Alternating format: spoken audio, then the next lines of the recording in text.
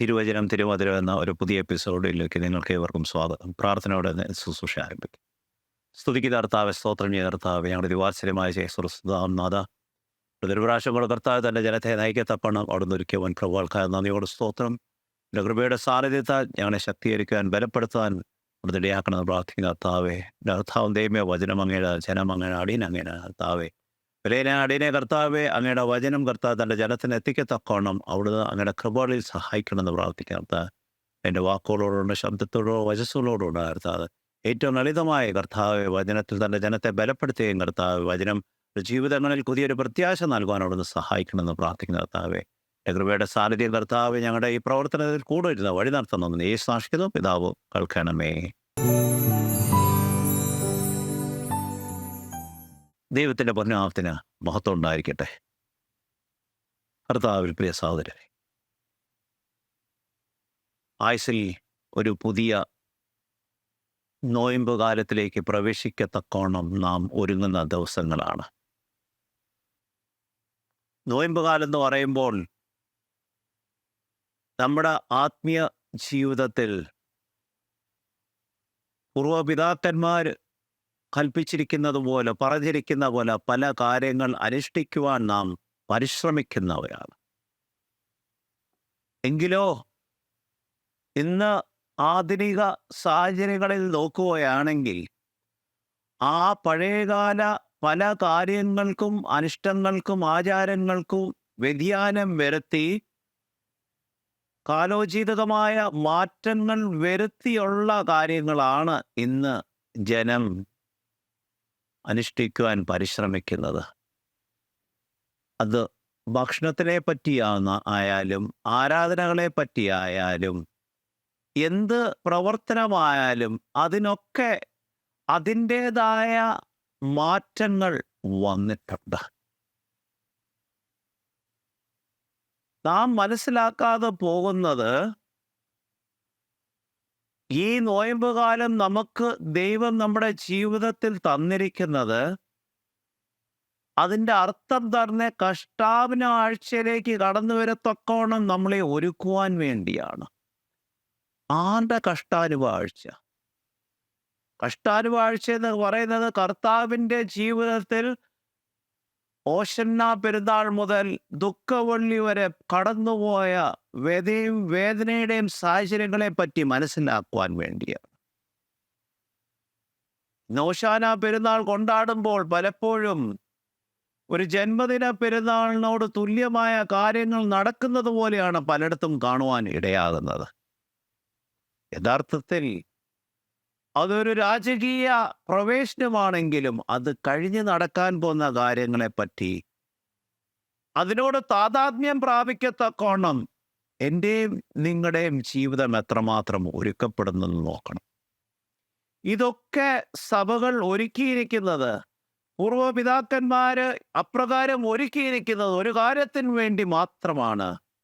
എന്നെ നിങ്ങളെ കർത്താവിൻ്റെ വിശ്വാസത്തിൽ വേരൂന്നി നിലനിൽക്കത്തക്കോണം, ആ വിശ്വാസത്തിൻ്റെ നിറവിൽ ജീവിക്കത്തക്കോണം ഒരുക്കിയിരിക്കുന്ന കാര്യങ്ങളാണ്. ഇന്നത്തെ പലപ്പോഴും പല കാര്യങ്ങളും നാം നോക്കുമ്പോൾ ഇപ്രകാരമുള്ള ശുശ്രൂഷ കാര്യങ്ങളിൽ പല ആചാരങ്ങളും അനുഷ്ഠാനങ്ങളും പൗരാണിക പല പ്രവർത്തനങ്ങളും നാം കാണുന്നുണ്ടെങ്കിലും കർത്താവ് അതിൻ്റെ മധ്യത്തിലുണ്ടോയെന്ന് നാം ചിന്തിക്കേണ്ടിയിരിക്കുന്നു. കർത്താവ് അതിൻ്റെ മധ്യത്തിൽ കടന്നു വരണമെങ്കിൽ അതിൽ സംബന്ധിക്കുന്ന ഓരോ വ്യക്തികളുടെയും ജീവിതത്തിൽ കർത്താവുമായിട്ടൊരു ബന്ധത്തിൻ്റെ ആവശ്യമുണ്ട്. അതിന് നേതൃത്വം കൊടുക്കുന്ന പുരോഹിതനോ അല്ലെങ്കിൽ അപ്രകാരമുള്ള ദേവദാസന്മാരുടെ ജീവിതത്തിൽ കർത്താവുമായിട്ടൊരു ബന്ധമുണ്ടെന്ന് പറഞ്ഞ് ആ ശുശ്രൂഷ മധ്യത്തിൽ കർത്താവിൻ്റെ സാന്നിധ്യം ഉണ്ടായിരിക്കുമെന്ന് നാം പറയുവാൻ കഴിയുകയില്ല. കർത്താവിൻ്റെ സാന്നിധ്യം അനുഭവമാക്കണമെങ്കിൽ വ്യക്തമായി കർത്താവ് എന്ന് പറയുന്നത് 2-3 പേർ ഐക്യത്തോടെ, ഐക്യം എപ്പോഴാണ് വരുന്നത്? ദൈവസന്നിധിയിൽ ദൈവവുമായിട്ട് ഐക്യം വരണമെങ്കിൽ കർത്താവിൻ്റെ വചനമായിട്ട് വേരൂന്നിയുള്ള ജീവിതം നാം നയിക്കുന്നവരായി തീരണം. എന്നെയും നിങ്ങളെയും കർത്താവ് വിളിച്ച് വേർതിരിച്ചിരിക്കുന്നത് ലോകത്തിന്റെ അറ്റത്തോളം കർത്താവിന്റെ സാക്ഷികളായി തീരുവാനാണ്. സഭകളുടെയോ ശുശ്രൂഷകളുടെയോ സാക്ഷികളല്ല, ദൈവമായ കർത്താവിന്റെ സാക്ഷികളായി തീരുവാൻ, അന്ധകാരത്തിലുള്ള അനേകരെ വെളിച്ചത്തിലേക്ക് കൂട്ടിക്കൊണ്ടുവന്ന് അവരുടെ ജീവിതത്തിൽ ഒരു മാറ്റം വരുത്തുവാൻ വേണ്ടിയാണ്. എനിക്കും നിങ്ങൾക്കും എത്രമാത്രം അതിനുവേണ്ടി പ്രവർത്തിക്കുവാൻ കഴിയുന്നുണ്ട്. നാം ഇന്ന് ജീവിക്കുന്നത് വചനമായ കർത്താവിൽ വേരൂന്നിയുള്ളൊരു ജീവിതമാണോ? അപ്രകാരമാണെങ്കിൽ എൻ്റെയും നിങ്ങളുടെയും ജീവിതത്തിന് പല മാറ്റത്തിൻ്റെ ആവശ്യമുണ്ട്. എഫെസ്യ ലേഖനം 3:17 നാം ഇപ്രകാരമാണ് വായിക്കുന്നത്: വിശ്വാസത്താൽ ക്രിസ്തു നിങ്ങളുടെ ഹൃദയങ്ങളിൽ വസിക്കട്ടെ. ക്രിസ്തു നിങ്ങളുടെ ഹൃദയങ്ങളിൽ വസിക്കട്ടെ. നിങ്ങൾ സ്നേഹത്തിൽ വേരൂന്നി അടിസ്ഥാനപ്പെട്ടവരായി. അതായത് സ്നേഹത്തിൽ വേരൂന്നി അടിസ്ഥാനപ്പെട്ടവരെ. നമുക്ക് മുമ്പോട്ട് വായിക്കാം 18ഉം 19ഉം. വീതിയും നീളവും ഉയരവും ആഴവും എന്തെന്ന് സകല വിശുദ്ധന്മാരോടും കൂടെ ഗ്രഹിക്കേണ്ടതിനും പരിജ്ഞാനത്തെ കവിയുന്ന ക്രിസ്തുവിന്റെ സ്നേഹത്തെ അറിഞ്ഞ് ദൈവത്തിന്റെ സർവ്വപൂർണതയിലും നിങ്ങൾ നിറയപ്പെടുവാനും തന്നെ. എഫെസ്യ സഭയോട് പൗലോസ് ലീയ പറയുന്ന കാര്യങ്ങളിൽ വിശ്വാസത്താൽ ക്രിസ്തു നിങ്ങളുടെ ഹൃദയങ്ങളിൽ വസിക്കട്ടെ. വിശ്വാസത്തിന്റെ നിറവ്, കർത്താവിൽ ഉള്ള വിശ്വാസത്തിന്റെ നിറവുള്ളവരുടെ ജീവിതത്തിൽ മാത്രമേ ഹൃദയങ്ങളിൽ ക്രിസ്തു വസിക്കത്തുള്ളൂ.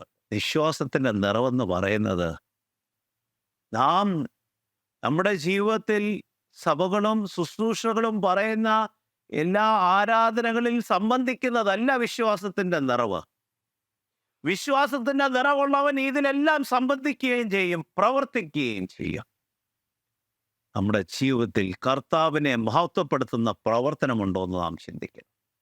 കർത്താവിനെ മഹത്വപ്പെടുത്തുന്ന പ്രവർത്തനം എന്ന് പറയുന്നത് യഥാർത്ഥത്തിൽ മറ്റുള്ളവരെ കർത്താവിലേക്ക് ആകർഷിക്കത്തക്കവണ്ണമുള്ളൊരു പ്രവർത്തനമാണ്. അതിനെന്താണ് പറയുന്നത്? നിങ്ങൾ സ്നേഹത്തിൽ വേരൂന്നി. സ്നേഹം. കർത്താവ് ഒരുവന്റെ ഹൃദയത്തിൽ വസിക്കുമെങ്കിൽ അവൻ്റെ ജീവിതത്തിൽ സ്നേഹത്തിന്റെ പ്രകടനം കാണും.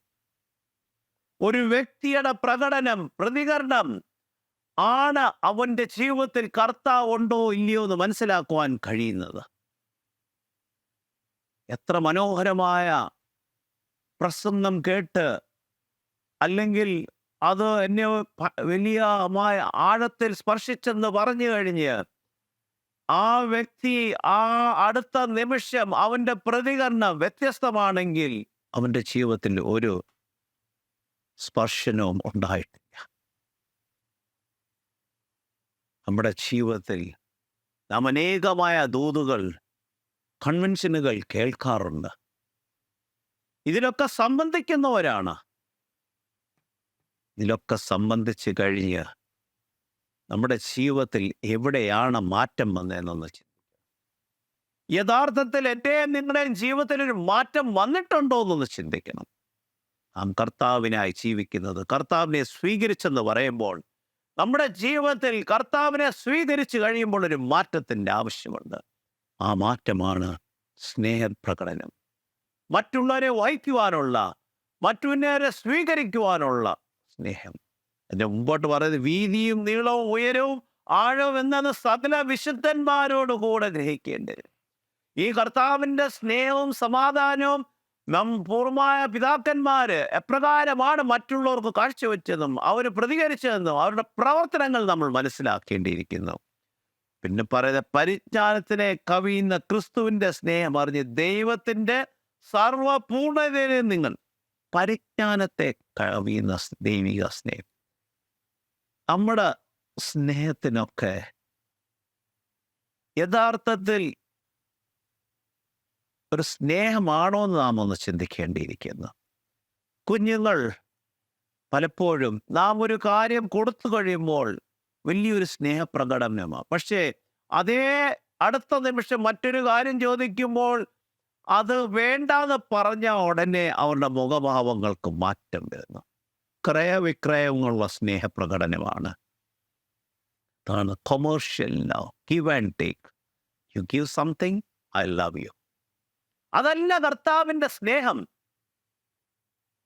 നാം പാപിയായിരിക്കുമ്പോൾ തന്നെ പാപമില്ലാത്തവൻ ക്രൂശിന്മേൽ മരിച്ചെന്ന് വചനത്തിൽ പറയുന്നതാണ് കർത്താവിൻ്റെ സ്നേഹം. എൻ്റെ നിങ്ങളുടെ അകൃത്യങ്ങൾക്ക് വേണ്ടി അകൃത്യമില്ലാത്തവൻ ആ അകൃത്യങ്ങൾ ചുമന്ന് യാഗമായി അർപ്പിക്കപ്പെട്ട് ക്രൂശിന്മേൽ ചോര ചിന്തിയതാണ് കർത്താവിൻ്റെ സ്നേഹം. ആ സ്നേഹത്തിലേക്ക് എനിക്ക് നിങ്ങൾക്ക് വളരുവാൻ കഴിഞ്ഞിട്ടുണ്ടോ? ആ സ്നേഹത്തിലേക്ക് എൻ്റെ നിങ്ങളുടെയും ജീവിതത്തിലേക്ക് അത് പ്രകടിപ്പിക്കുവാൻ കഴിഞ്ഞിട്ടുണ്ടോ എന്നൊന്ന് ചിന്തിക്കണം. ഇന്ന് പലപ്പോഴും ക്രൈസ്തവ സമൂഹം ശിഥിലമായിരിക്കുന്ന കാരണം ഇന്നത്തെ യുവതലമുറകൾ ഈ സ്നേഹം സഭകളിലും ശുശ്രൂഷകളിലും അനുഭവമാക്കാത്തത് കൊണ്ടാണ്. ഞാൻ ഇന്ന സഭയാണ്, ഞാൻ ഇന്ന ശുശ്രൂഷയാണ്, അതിലാണ് നാം ഉൾക്കൊള്ളുന്നത്. അല്ലാതെ എൻ്റെ ജീവിതത്തിൽ കർത്താവ് ആണ് ഭൗതീകരിക്കേണ്ടിയെന്ന് നാം മറന്നു പോകുന്നു. കർത്താവുമായിട്ട് വേരൂന്നിയുള്ളൊരു ജീവിതമായി തീരുമ്പോൾ ആ സ്നേഹം പ്രകടിപ്പിക്കുക മാത്രമല്ല, കർത്താവ് എന്നിൽ പ്രതിഫലിക്കുന്ന അവസ്ഥയായി മാറും. മുമ്പോട്ട് വായിക്കട്ടെ. എഫേസ്യ ലേഖനം 4:14-15 വായിക്കുമ്പോൾ, അങ്ങനെ നാം ഇനിയും മനുഷ്യരുടെ വഞ്ചനയാലും ഉപായത്താലും വഴിതെറ്റിക്കുന്ന തന്ത്രങ്ങളിൽ കുടുങ്ങിപ്പോകുവാൻ തക്കവണ്ണം ഉപദേശത്തിന്റെ ഓരോ കാറ്റിനാലും ആടി ഉലയുന്ന ശിശുക്കളാകരുത്. സ്നേഹത്തിൽ സത്യം സംസാരിച്ചുകൊണ്ട് സകലത്തിലും ക്രിസ്തുവാകുന്ന തലയോളം വളരണം. ഇവിടെ ആദ്യം പറയുന്ന കാര്യം ഇന്ന് ഏറ്റവും വ്യാപകരമായി കാണുന്ന ഒരു കാര്യമാണ്. ഇത് പലപ്പോഴും ജനം ആഗ്രഹിക്കുന്നത് നമ്മളെ തിരുത്തുന്ന ഒരു സുവിശേഷമല്ല, അനുഗ്രഹത്തിൻ്റെ സുവിശേഷമാണ് ജനം കേൾക്കുവാൻ ആഗ്രഹിക്കുന്നത്. People do not want a corrective gospel. People want prosperity gospel. എന്തുകൊണ്ടാണ്? കാരണം തിരുത്തുന്ന സുവിശേഷം എന്ന് പറയുമ്പോൾ പരിശുദ്ധാത്മാവ് നമ്മളെ കുത്തും. നിന്റെ ജീവിതത്തിൽ ഇങ്ങനൊരു കുറവുണ്ട്, അതിനൊരു മാറ്റത്തിൻ്റെ ആവശ്യമുണ്ട്. അതേസമയമോ സമ്പന്നതയുടെ സുവിശേഷത്തിലോ നിങ്ങൾക്ക് എന്ത് വേണം നിങ്ങൾ പറയുക, പ്രാർത്ഥിക്കുക, ദൈവം നിങ്ങൾക്ക് നൽകിത്തരും. ഇല്ല പ്രിയ സഹോദര സഹോദരി, സമ്പന്നതയുടെ സുവിശേഷം ദൈവത്തിൽ നിന്നല്ല. ദൈവത്തിൽ നിന്നുള്ള സുവിശേഷം തിരുത്തലിൻ്റെ സുവിശേഷമാണ്. കാരണം പാപിയായ എനിക്കും നിങ്ങൾക്കും വേണ്ടി യാഗമായി അർപ്പിക്കപ്പെട്ട കർത്താവിൻ്റെ സുവിശേഷം നമ്മളെ വീണ്ടെടുക്കുവാനുള്ള സുവിശേഷമാണ്. തെറ്റിപ്പോയ പാതയിൽ നിന്ന് മടങ്ങി വന്ന് കർത്താവിലേക്ക് അലിഞ്ഞു ചേരുന്ന ഒരു ജീവിതത്തിലേക്ക് മടങ്ങി വരുവാനുള്ള സുവിശേഷം. അതാണോ എൻ്റെയും നിങ്ങളുടെയും ജീവിതത്തിൽ നാം അനുഭവിക്കുന്നതെന്ന് ചിന്തിക്കണം. നാം ആരാധനകളിൽ കടന്നു പോകുന്നുണ്ട്, ദേവാലയങ്ങൾ തിരുമേശയിൽ സംബന്ധിക്കുന്നുണ്ട്. പക്ഷെ ജീവിതത്തിൽ ഒരു തിരുത്തലില്ലെങ്കിൽ പ്രിയ സഹോദര സഹോദരി, കർത്താവിൻ്റെ സുവിശേഷം നമ്മുടെ ജീവിതത്തിൽ അനുഭവമാക്കും. കർത്താവിൻ്റെ സുവിശേഷം അനുഭവമാക്കുമെന്ന് പറയുമ്പോൾ നമ്മുടെ ജീവിതത്തിൽ ഒരു മാറ്റത്തിൻ്റെ ആവശ്യമുണ്ട്. കർത്താവിൻ്റെ സ്നേഹത്തിലേക്ക് വളരുന്നതിൻ്റെ ആവശ്യമുണ്ട്. അതുകൊണ്ടാണ് അവിടെ പറയുന്നത്, സ്നേഹത്തിൽ സത്യം സംസാരിച്ചുകൊണ്ട് സകലത്തിലും ക്രിസ്തുവാകുന്ന തലയോളം വളരണം. ക്രിസ്തുവാകുന്ന തലയോളം വളരണം എന്ന് പറയുമ്പോൾ ഞാൻ കുറയണം, കർത്താവിനിൽ വളരണം. ഞാൻ കുറയുമ്പോഴാണ് കർത്താവിനിൽ വളരുന്നത്. ഇന്ന് നാം കാണുന്നത് കർത്താവിനെ കുറച്ചുകൊണ്ട് സ്വയം വളരുന്ന പ്രതിഭാസമാണ് നാം കാണുന്നത്. സ്വയം ആ സ്വയമുള്ളിടത്തോളം കാലം നമുക്ക് കർത്താവിൽ വളരുവാൻ കഴിയുകയില്ലെന്ന് മാത്രമല്ല, ക്രിസ്തുവോളം തലയോളം ഉയരുവാനും വളരുവാനും കഴിയുകയില്ല. നമ്മുടെ ജീവിതത്തിൻ്റെ ചിന്തകൾക്കും നിരൂപണങ്ങൾക്കും പ്രവർത്തനങ്ങൾക്കും പ്രവർത്തികൾക്കും ഒരു മാറ്റത്തിൻ്റെ ആവശ്യമുണ്ട്. ലൂക്കോസിൻ്റെ സുവിശേഷം 8:14-15 വായിക്കുമ്പോൾ, മുള്ളുകളുടെ ഇടയിൽ വീണതോ മുള്ളുകളുടെ ഇടയിൽ വീണതോ കേൾക്കുന്നവരാകുന്നു. കേൾക്കുന്നവരാകുന്നു. എന്നാൽ മുന്നോട്ട് പോകുമ്പോൾ ചിന്തകൾ, ചിന്തകൾ, ധനം, ജീവിത സുഖങ്ങൾ എന്നിവയാൽ ഞെരുക്കപ്പെടുന്നതിനാൽ പൂർണ്ണമായി ഫലം പുറപ്പെടുവിക്കുവാൻ കഴിയാത്തവരത്രേ. നല്ല മണ്ണിലുള്ളതോ വചനം കേട്ട് സത്യസന്ധവും നിർമ്മലവുമായ നല്ല ഹൃദയത്തിൽ സംഗ്രഹിച്ച് ക്ഷമയുടെ ഫലം നൽകുന്നവർ തന്നെ. യഥാർത്ഥത്തിൽ ഇതല്ലേ നമ്മുടെ ജീവിതത്തിൽ നടക്കുന്നത്? ദേവാലയങ്ങളിൽ, കൺവെൻഷൻ പന്തലുകളിൽ കടന്നു സുവിശേഷ പ്രസംഗങ്ങൾ കേൾക്കുന്നവരാണ്. പക്ഷെ അത് ഉൾക്കൊള്ളുന്നുണ്ട്. ഒരു കാര്യം ഞാൻ വായിച്ചിരുന്നു. നാം സുവിശേഷം കേൾക്കുവാൻ കടന്നു പോകുമ്പോൾ 3 കാര്യങ്ങളാണ് ചെയ്യേണ്ടത്. കേൾക്കുവാൻ എൻ്റെ കാതുകളെ തുറക്കണമേ എന്ന് പ്രാർത്ഥിക്കണം.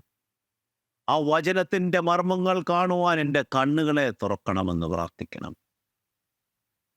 അതിനെ സ്വീകരിക്കുവാൻ എൻ്റെ ഹൃദയങ്ങൾ തുറക്കണമേ എന്ന് പ്രാർത്ഥിക്കും.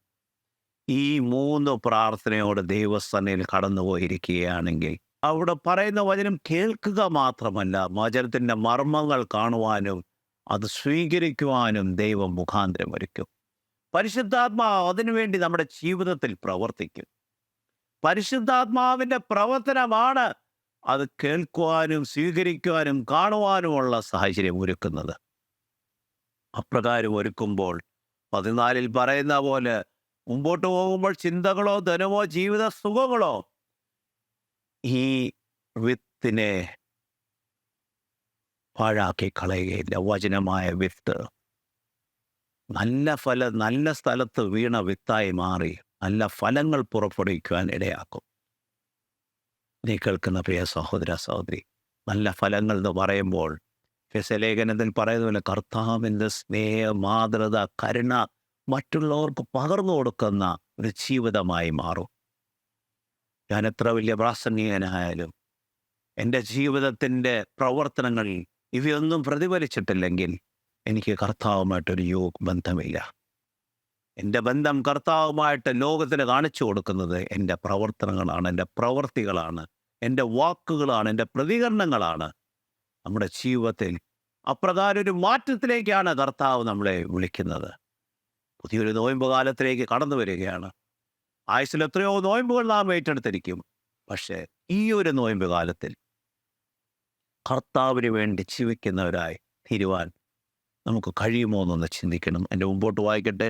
മത്തായിയുടെ സുവിശേഷം 22:36 തൊട്ട് 39 വരെ വായിക്കുമ്പോൾ, ഗുരു ന്യായപ്രമാണത്തിലെ വലിയ കൽപ്പന ഏതാകുന്നു? ന്യായപ്രമാണത്തിലെ വലിയ കൽപ്പന ഏതാകുന്നു എന്ന് ചോദിച്ചു. യേശു അവനോട് നിന്റെ ദൈവമായ കർത്താവിനെ നീ പൂർണ്ണ ഹൃദയത്തോടും പൂർണ്ണ ആത്മാവോടും പൂർണ്ണ മനസ്സോടും കൂടെ സ്നേഹിക്കണം. ഇതാകുന്നു വലുതും ഒന്നാമത്തേതുമായ കൽപ്പന. രണ്ടാമത്തേത് അതിനോട് സമമാകുന്നു. നിന്റെ അയൽക്കാരനെ നിന്നെ പോലെ തന്നെ സ്നേഹിക്കണം. ഇത് കർത്താവ് പരീശന്മാരോട് പറയുന്നതാണ്. പരീശന്മാര് കർത്താവിനെ പരീക്ഷിക്കുവാനൊന്ന് പരിശ്രമിച്ചതാണ്. കർത്താവിൻ്റെ ഉത്തരം ഇന്ന് കർത്താവ് നമ്മളോട് പറയുന്നൊരു ഉത്തരവാണ്. എന്താണ് പറയുന്നത്? നിന്റെ ദൈവമായ കർത്താവിനെ പൂർണ്ണ ഹൃദയത്തോടും പൂർണ്ണ ആത്മാവോടും പൂർണ്ണ മനസ്സോടും സ്നേഹിക്കണം. അതെപ്പോൾ കഴിയും? അത് കഴിയണമെങ്കിൽ ദൈവം എൻ്റെ ജീവിതത്തിൻ്റെ കേന്ദ്രബിന്ദുവായി മാറണം. ദൈവമായിരിക്കണം എല്ലാത്തിനും മുൻപേ ആയിത്തീരേണ്ടത്. ഇന്ന് നമ്മുടെ ജീവിതത്തിൽ മറ്റു പലതിൽ ഒന്നാണ് ദൈവം. നമ്മുടെ ജീവിതത്തിൻ്റെ പ്രാധാന്യത്തിൽ ആ പട്ടികയിൽ നോക്കുമ്പോൾ ദൈവം ചിലപ്പോൾ 1, 2, ചിലപ്പോൾ 3 സ്ഥാനത്തായിരിക്കും. പക്ഷെ ഇവിടെ ദൈവം പറയുന്നത് ദൈവം ഒന്നാം സ്ഥാനത്ത് മാത്രമായി തീരണം. അത് കഴിഞ്ഞ് പറയുന്നത് എന്താണ്? ഇതാകുന്നു വലുതും ഒന്നാമതുമായ കൽപ്പന. അത് കഴിഞ്ഞൊരു കാര്യം പറയുന്നതാണ്. രണ്ടാമത്തേതോ അതിനോട് സമമാകുന്നു, നിന്റെ അയൽക്കാരനെ നിന്നെ പോലെ തന്നെ സ്നേഹിക്കണം. ആരാണ് എൻ്റെ അയൽക്കാരൻ? എൻ്റെ കൂട്ടുവിശ്വാസികൾ, വേദനയിൽ കഴിഞ്ഞു പോകുന്നവർ, അന്ധകാരത്തിൻ്റെ മധ്യത്തിൽ മുൻപോട്ട് പോകുവാൻ കഴിയാത്തവരാണ് അയൽക്കാരൻ. അവരുടെ മധ്യത്തിലേക്കാണ് നാം കർത്താവിൻ്റെ സ്നേഹം പകരത്തക്കോണം നാം കടന്നു പോകേണ്ടത്. പ്രകാരം കടന്നു പോകണമെങ്കിൽ അവിടെ ത്യാഗമുണ്ട്, കഷ്ടമുണ്ട്, വേദനയുണ്ട്, നഷ്ടമുണ്ട്. ഇന്ന് സാമ്പത്തിക കാര്യങ്ങൾ കടന്നു വരുമ്പോൾ നാം മറ്റു പലതിനും വേണ്ടി ചെലവഴിക്കുവാൻ പരിശ്രമിക്കും. പക്ഷേ ആരും അറിയാതെ ഒരുവൻ്റെ വേദനയിലേക്ക് കടന്നു നിന്ന് അവനൊരു കൈത്താങ്ങായി പ്രവർത്തിക്കുവാൻ നാം പരിശ്രമിക്കാറുണ്ടോ? ഇന്ന് ചെയ്യുന്ന നമ്മുടെ പ്രവർത്തനങ്ങൾ 4 പേർ അറിയണമെന്ന് ആഗ്രഹിക്കുന്നവരാണ്. പക്ഷേ പൂർണ്ണ ഹൃദയത്തോടും പൂർണ്ണാത്മാവിനോടും പൂർണ്ണ മനസ്സോടും കർത്താവിനെ സ്നേഹിക്കുന്നവരുടെ ജീവിതത്തിൽ കർത്താവിൻ്റെ സ്നേഹം അപ്രകാരം പ്രവർത്തിപ്പിക്കുന്ന ഒരവസ്ഥയായിരിക്കില്ല. വേദനകളുടെ താഴ്വരയിൽ കടന്നു പോകുന്നവരുടെ കരം പിടിച്ചുയർത്തുന്ന അവസ്ഥ. അതിനെന്ത് കഷ്ടം വന്നാലും നഷ്ടം വന്നാലും ത്യാഗം വന്നാലും അതിനുവേണ്ടി പ്രവർത്തിക്കുകയും പരിശ്രമിക്കുകയും ചെയ്യുന്ന അവസ്ഥ. നമ്മുടെ ജീവിതത്തിൽ ദൈവം ആഗ്രഹിക്കുന്നത് അതാണ്. മുൻപോട്ട് വായിക്കട്ടെ. യോഹന്നാന്റെ സുവിശേഷം 14:23-24 വായിക്കുമ്പോൾ യേശു അവനോട് ഉത്തരം പറഞ്ഞത്, എന്നെ സ്നേഹിക്കുന്നവൻ എന്റെ വചനം അനുസരിക്കും. എന്റെ പിതാവ് അവനെ സ്നേഹിക്കും. ഞങ്ങൾ അവന്റെ അടുക്കൽ വന്ന് അവനോട് കൂടെ വസിക്കും. എന്നെ സ്നേഹിക്കാത്തവൻ എന്റെ വചനം അനുസരിക്കുന്നില്ല. നിങ്ങൾ കേൾക്കുന്ന വചനം എന്റേതല്ല, എന്നെ അയച്ച പിതാവിൻ്റേതാകുന്നു. അത് യൂദ കർത്താവിനൊരു ചോദ്യം ചോദിക്കേണ്ട പ്രതികരണമാണ്. പക്ഷെ അവിടെ ആ പ്രതികരണത്തിൽ എന്നെ സ്നേഹിക്കുന്നവൻ എൻ്റെ വചനം അനുസരിക്കും, വചനപ്രകാരം ജീവിക്കുവാൻ നാം പഠിക്കും. രണ്ടാമത് പറയുന്നത് എൻ്റെ പിതാവ് അവനെ സ്നേഹിക്കും. മൂന്നാമത്തെയാണ് ഏറ്റവും, ഞങ്ങൾ അവൻ്റെ അടുക്കൽ വന്ന അവനോട് കൂടെ വസിക്കും. ആര്? പിതാവ് പുത്രൻ നമ്മോട് കൂടെ വന്ന് വസിക്കും. എപ്പോൾ? ആ കർത്താവിനെ സ്നേഹിക്കുമ്പോൾ, അവൻ്റെ വചനത്തെ അനുസരിക്കുമ്പോൾ.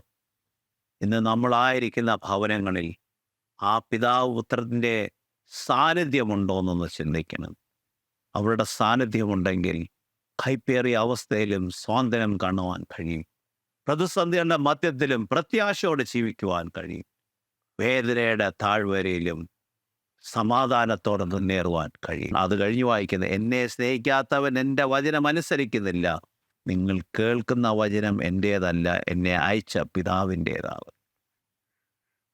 ദൈവവചനമായ പുസ്തകം, പിതാവിൽ നിന്ന് ദൈവം നമുക്ക് നൽകിയിരിക്കുന്ന ദൈവിക ബന്ധത്തിൽ നിലനിൽക്കത്തക്കോണം ജീവിക്കുവാൻ വേണ്ടി തന്നിരിക്കുന്ന ഒരു സാക്ഷ്യമാണ്. ഇന്ന് നാം ഒന്ന് തിരിഞ്ഞു നോക്കണം. നമ്മെ നയിക്കത്തക്കോണം നമുക്ക് കൂട്ടാളിയായി കടന്നു വന്ന പരിശുദ്ധാത്മാവിൻ്റെ സാന്നിധ്യം നമ്മുടെ ജീവിതത്തിലുണ്ടോ?